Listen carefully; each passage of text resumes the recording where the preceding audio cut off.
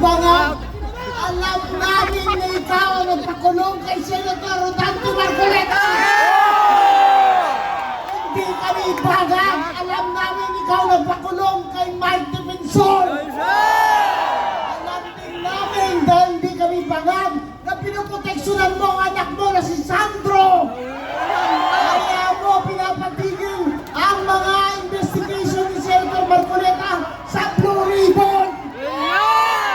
Hindi kami bangag! Hindi kami bangag! Hindi kami bangag! Alam namin kung bakit perfect ang timing mo! Pinakulong mo si Senator Marcoleta mismo sa araw na magbubukas ang impeachment kay VP Sara para mabalian ng lakas ang mga Tunay na lumalaban! ang mga nagmamahal kay VP Sara at hindi naniniwalang nagnakaw siya sa kaban ng bayan.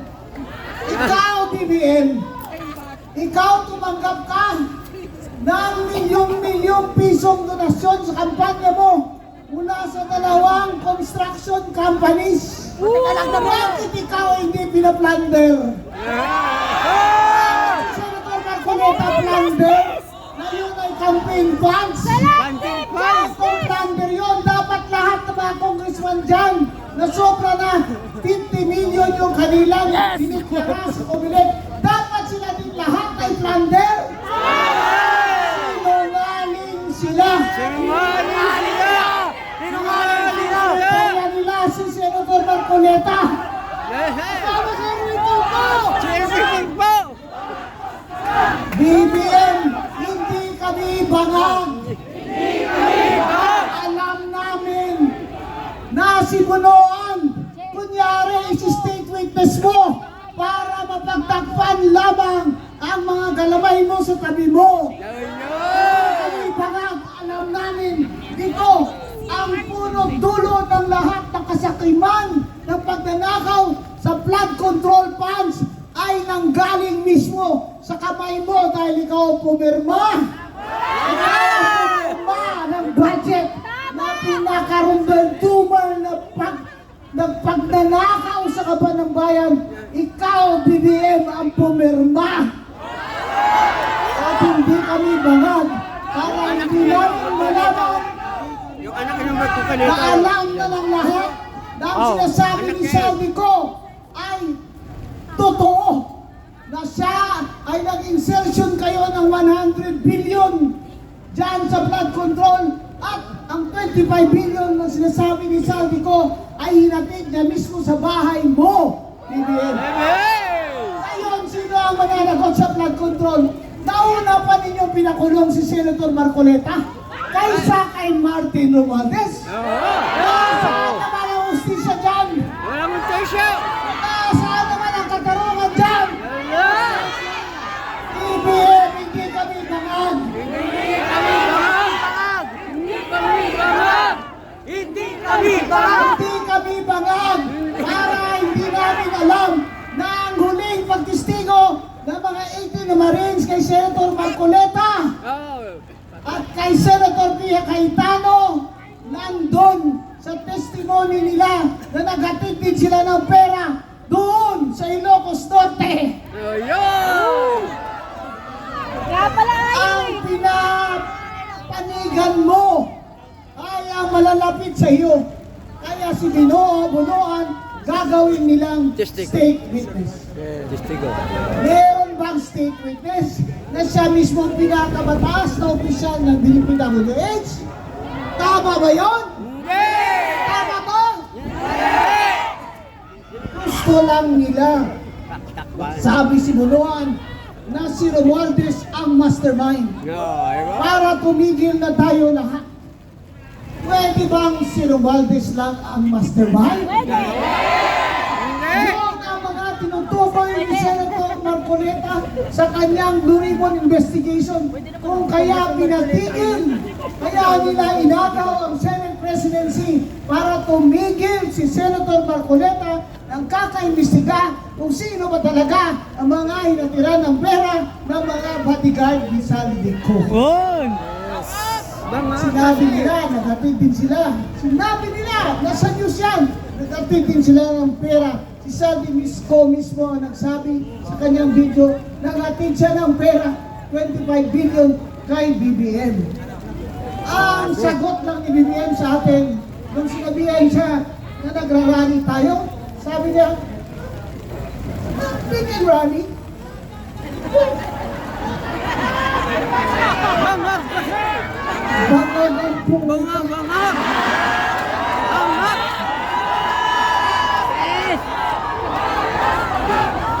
Marcos bangag! Marcos bangag! Marcos bangag! Marcos bangag! Marcos bangag! Sa kasaysayan ng Pilipinas, Marcos pa rin! sa kasaysayan ng Pilipinas, kasama na yung Gusto mo naman lang mag-vote? Hindi ko ito kasama! Walang adversary Hindi ko ito kasama! na ang Presidente Bongbong Marcos ay minus 27 ang grado. Kaya nga ngayon, manahimik ka na lang! Pero kung makapunta sa Canada, parang akala mo, winner! Akala mo parang walang nagugutom sa inyo! Para bang totoo na guni-guni lang natin lahat na 2.5 million na Pilipino ang walang trabaho? Maliban dyan, 15 million ang underemployed o part-time lang ang trabaho. BBM, hindi kami bagag. Gutom na kami. Gutom na kami. Gutom na kami. Gutom na kami. Gutom na kami. Gutom na kami. Nagugutom na milyong Pilipino na pobre. Ang sinasabi ni BBM, oh, look at me. I am president of an upper middle class country, sabi ng World Bank. Gago! Hindi ka ba naman bobo, naniwala ka dyan dahil wala kang alam, hindi ka na nag-graduate sa college eh. BBM, baka hindi mo alam. Pero kami, hindi kami bagad, kaya alam namin na yung upper middle class na yan, na klasifikasyon ng World Bank, ang ibig sabihin lamang yan ay dahil niloloko nyo kami dahil ang ginawa nyong batayan sa pagsuma-suma total ay gross national income. Ang income ng buong Pilipino. Eh syempre, ang dami namang oligarko. Tama! Ang dami namang mayayaman. Tama! Kaya hindi nabibilang yung nagugutom. O kaya sa gross national income, upper middle class na daw tayo. Ikaw kaya, bakit ka nakapaa? Upper middle class ka ba ba? Nakapaa ka pa rin hanggang ngayon. Hindi ka pa rin nakapag-aral. Mataas pa rin ang presyo ng pagkain. Tama! Wala nang naupo sa 2022. Mataas ang bigas.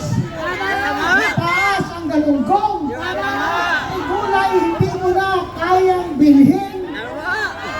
Mula ngayon, kayo mga pobre, i-xerox nyo na lang ang manok. Wala Photocopy. I-xerox nyo ang galunggong. Kasi sabi naman ng abogado nila, ay yan ay original na rin. Kaya ko yung masiros ko yung galunggong at panlamon ko sa'yo. Sarap kaya yun? Malapit. Ang suka. Yan na ang sitwasyon natin mga pobreng Pilipino. Dahil sa 4 na taon na si BBM ang presidente, wala siyang ginawang mabuti. Bagkos ang ginawa niya ay hinayaan niya magnakaw na magnakaw! Ayun! Magnakaw na magnakaw! Ayun! Ang mga tao ay mga palikot sa kanya. Hindi kami mga BBM. Ang ibig sabihin ng upper middle class status ng World Bank ay itataas nila ang interes sa utang! Sasabihin ng World Bank, oh, upper middle class ka na pala ngayon eh. Mataas naman pala ang gross national income mo. Eh di tatasan natin yung interes ng utang ng mga Pilipino. Hayop ka! Hindi mo na inisip. Mga tao na gumutom. Ikaw, flex-flex ka pa. Upper upper middle class. Si Batman pa! Ang liman, walay batasan, way huya, yung di kagwang. Anak ng kagwang. Saan ka makita ng presidente na proud pa siya? Nagsabi na, oh, yumayaman na pala ang mga Pilipino dahil ako ang presidente ninyo. Bangag kasi! Sinungaling! Ito ang kasinungalingan na pinapakain niya sa atin. Dahil dito sa sinasabi niya na upper middle class income na tayo ay hindi na magpapautang yung iba. Ay salamat, hindi na siya pautangin. Kasi sasabihin ng Korea, number one, hindi kita pautangin kasi kinukurakot mo lang. Number two, hindi na kita pautangin kasi hindi mo na kailangan. Kasi upper middle class income na mga Pilipino. Hindi ka pa naman gago. Utang ka ng utang na loob. Kami nagbabayad. Pati ang batang walang salawal at walang sapatos, tsinelas dyan, 165,000 na. Ang utang niya ngayon, nababayaran niya. Hindi pa siya nagtatrabaho, sanggol pa lang siya. Ang utang niya ay 165,000 pesos na. At ano ang mangyayari sa mga bata na pinapaaral natin? Na nangungutang mga magulang, halos hindi na kumakain sa trabaho. Hindi na kumakain, wala nang merienda para lang may baon ng mga bata. After 2 years, bago umalis si Bongbong Marcos, wala nang trabaho. Yan na ang pinakamasaklap na ating haharapin sa 2028 kung bakit ang eleksyon na yan ay napaka-importante sa future ng ating mga anak at mga apo. Wala nang trabaho. Ang foreign direct investment, bagsak. Tourism! Edukasyon, bagsak. Bangag! Korupsyon tumataas! Turismo, bagsak. Korupsyon tumataas! Ang umaakyat lang. Corruption! Walang travel allowance ni BBM. Oy! Uli! Bangag kasi! Ngayon, sasabihin niya sa atin, I want to leave a legacy. Ha? Anong legacy iniiwan mo sa amin, BBM? Yung utang mo na halos 19 trillion pesos na. Kapag isinulat ko yung numero dito, ay abot na dun sa punong kahoy ng zero ng trillion peso na utang mo. Bali wala sa'yo na ang mga tao ay hirap na, gutom na. Wala ka pa rin magagawang trabaho dahil wala nang tiwala sa'yo ang mga negosyante. Wala na kaming tiwala sa'yo. Kung kaya ang trust rating mo, BBM, ay minus 27. Mula sa minus 14, ngayon ay minus 27. Ang ibang presidente, habang tumatagal sa pwesto, pataas ng pataas ang approval rating. Si BBM, pabangag ng pabangag. Yan ang problema, mga kababayan. Kung sa simula pa lamang ay pinlanuhan na nila tayo, nananakawan nila tayo. Lahat ng ito, mga pangyayaring ito, ay dahil gusto nila pagtakpan kung sino man na magnanakaw. Yung mga congressman dyan sa House of Representatives, tumayo kayo rito sa Luneta. Nagpaaraw kayo between 12 to 1 o'clock. Sumigaw kayo dyan na hindi kayo magnanakaw. Hindi kayo ever magnakaw. Siguro 5 lang sa inyo ang makakatayo dyan. Huwag kayong magsinungaling sa akin. Kasi alam namin ang mga ginagawa niyo dyan. Simula noon pa, nung nakaupo si BBM, ay talagang pinanuhan nyo na ni Martin Romualdez itong pagnanakaw sa kaban ng bayan. Kaya tingnan nyo naman, anong sabi na naman ngayon nila, yung mga congressman? Hindi lamang si Senator Marcoleta, kundi lahat ng mga nagsusuporta kay Senator Marcoleta at kay Bibi Sara, dapat ay arestuhin din natin. Anak kayo ng mga adik. Hindi mo sabihin, hindi na kami pwede magsalita dito. Hindi na kami pwede magsabi na bagang itong administrasyon na ito. Lahat kami na hindi sumasangayon sa pagnanakaw nyo, ipapa-aresto nyo. Baka sabihin, pataskin pa yung konti lang. Pakitas yung payong niya konti. Oo. Ay, sa ibang bansa, anong araw, kagaya ng Thailand, ay may batas. Dapat ang hari ay tinignan mo lang sa mata.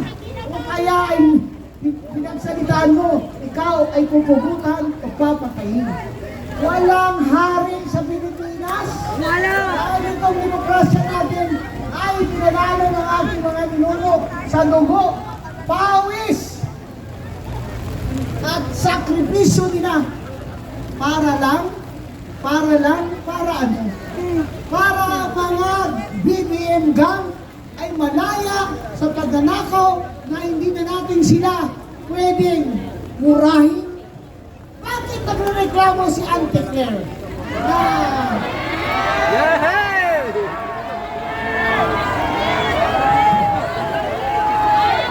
Dapat daw imbestigahan ng Department of Foreign Affairs ang mga nagsabi sa kanyang pangit ka.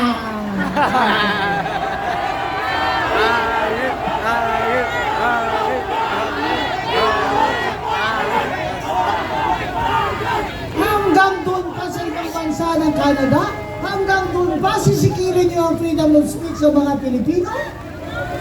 Eh, totoo naman talagang pangit ka.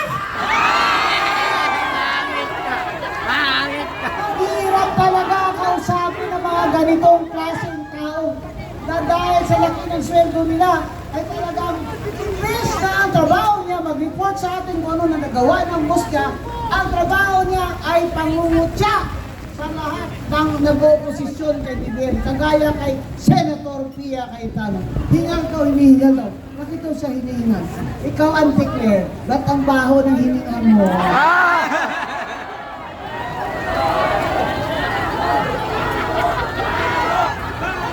Lahat ng ito, mga kababayan, lahat ng pagsisikil sa atin na oposisyon sa BBM administration dahil sa korupsyon, lahat ng ito ay dahilang ayaw nilang managot ang malapit sa kanila. Yes. Ayaw nilang managot ang totoong mastermind. Kaya pinakulong nila si Senator Marcoleta dahil hindi siya titigil sa pag-iimbestiga at pag-uusip habang siya ay senador. At sa palagay nyo kaya, nasira nila ang pananampalataya ni Senator Marcoleta sa Diyos? Hindi! Hindi!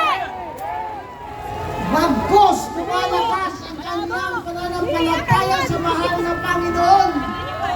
Dahil alam niya na sa Biblia pag tayo ay pinipersecute in the name of truth, God is with us. If God is with us, who can be against us? Kaya magpakatatag kayo. Pasalamat kami sa inyo. At si Congressman Paulo Marcoleta ay andito na kahit umuulan, babagyo.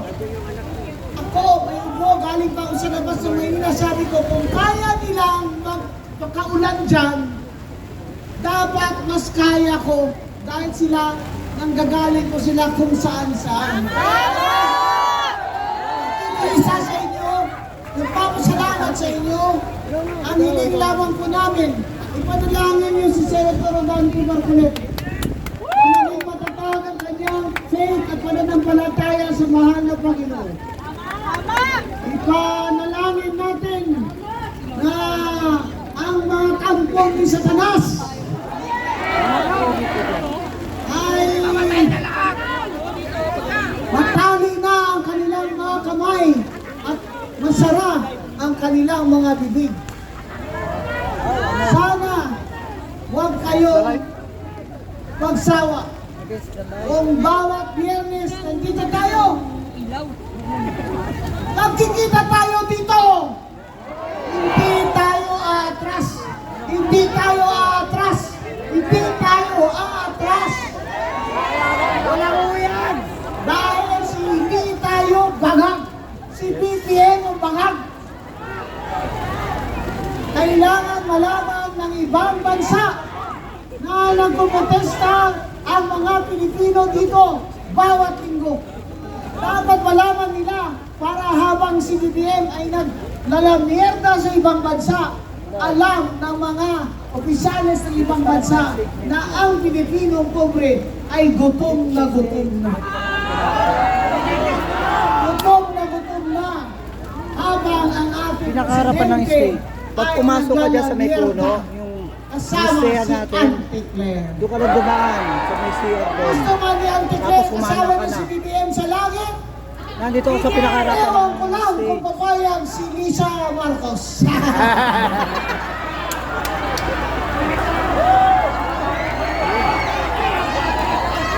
Kaya mga kababayan, manalig po tayo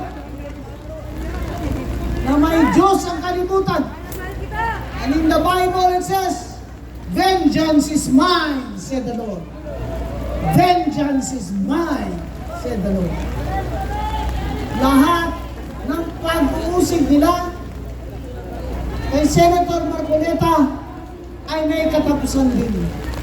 Pero ang mahalaga sa lahat, siya ay pinili pa rin na mag-sacrifice para sa atin, para mapukaw ang damdamin natin, mapukaw ang pag-iisip na natin na itong administrasyon ni BBM ay wala nang dalang kabutihan, puro kasamaan.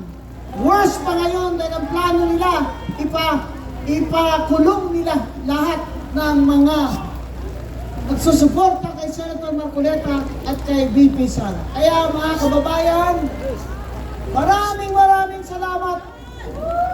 Kahit masama ang panahon na nandito kayo, iniwan niyo yung mga bahay niyo, mga anak niyo maliliit, para lang po magkita-kita tayo dito. Huwag po kayong magsasawa, manalig po tayo. Magsama-sama po tayo dito, linggong-linggo. Maraming